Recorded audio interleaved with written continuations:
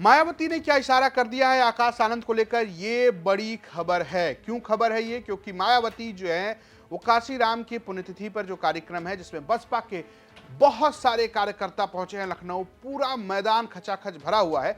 उस मैदान में एंट्री से पहले कुछ ऐसे संकेत दिए हैं, ऐसा लग रहा है कि मायावती ने ये तय कर लिया है कि अब आकाश आनंद ही पार्टी में उनके बाद सब कुछ संभालने वाले हैं। दरअसल आप जरा इन तस्वीरों को देखिए। जब मायावती की एंट्री होती है तब उनके साथ नजर आते हैं सतीश चंद्र मिश्रा, लेकिन सतीश चंद्र मिश्रा पीछे जाते हैं और उसके बाद वो आकाश आनंद को आगे करते हैं। जरा आप इस तस्वीर को एक बार फिर से देखिए।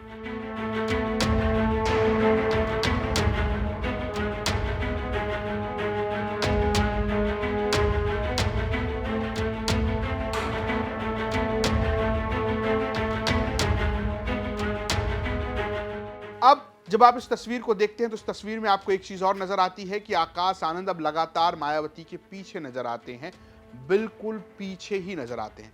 ये पहला संकेत नहीं है। अब जरा हम आपको दिखाते हैं जब मायावती मंच पर पहुंचती हैं और कांशीराम को अपना श्रद्धा सुमन श्रद्धांजलि अर्पित करती हैं, उस दौरान भी एक हैरारकी नजर आती है।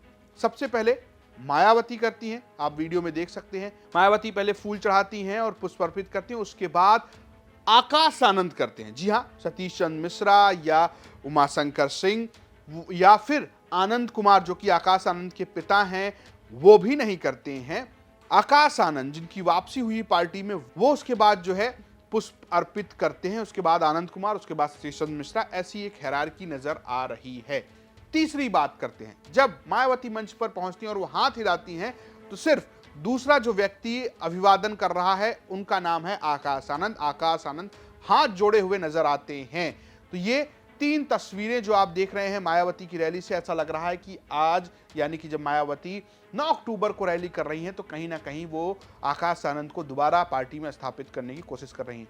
दरअसल मायावती ने आकाश आनंद को बीते दिनों अपनी पार्टी से निकाला था और जिस तरीके से उनके करियर लॉन्च को उन्होंने अप डाउन किया, उसके बाद से बड़ा सवाल यह है कि क्या बसपा के लोग उन्हें मायावती का उत्तराधिकारी मानेंगे या नहीं मानेंगे।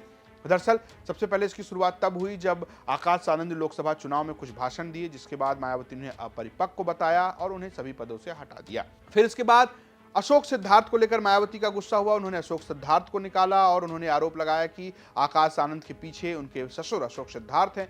अशोक सिद्धार्थ के बाद फिर उन्होंने आकाश आनंद को निकाला क्योंकि बोला कि ये अपरिपक्व हैं, इमेच्योर हैं और जिस तरीके की बातचीत कर रहे हैं, ये अपने ससुर और अपने पत्नी के बहकावे में आ गए हैं। और ये सब कुछ हुआ और ऐसा लगा कि आकाश आनंद का पॉलिटिकल करियर मायावती ने खत्म कर दिया। लेकिन इसके बाद आकाश आनंद ने सार्वजनिक तौर पर माफी मांगी मायावती से, मायावती ने उन्हें माफ किया और उनकी पार्टी में वापसी हुई।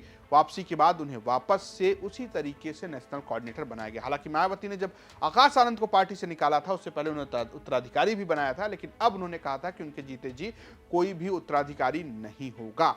लेकिन क्या मायावती बिना कहे अब आकाश आनंद को उत्तराधिकारी बना रही हैं और दोबारा जिस तरीके से उनको एक तरीके से लॉन्च किया जा रहा है इस रैली से, क्या 27 में आकाश आनंद ही उत्तर प्रदेश की पॉलिटिक्स संभालते नजर आएंगे? क्योंकि अभी तक मायावती ने खुले तौर पर आकाश आनंद को उत्तर प्रदेश में काम करने का मौका नहीं दिया है। उनके हाथ खुले नहीं हैं, उनको पूरी तरीके से बागडोर सौंपी नहीं गई है।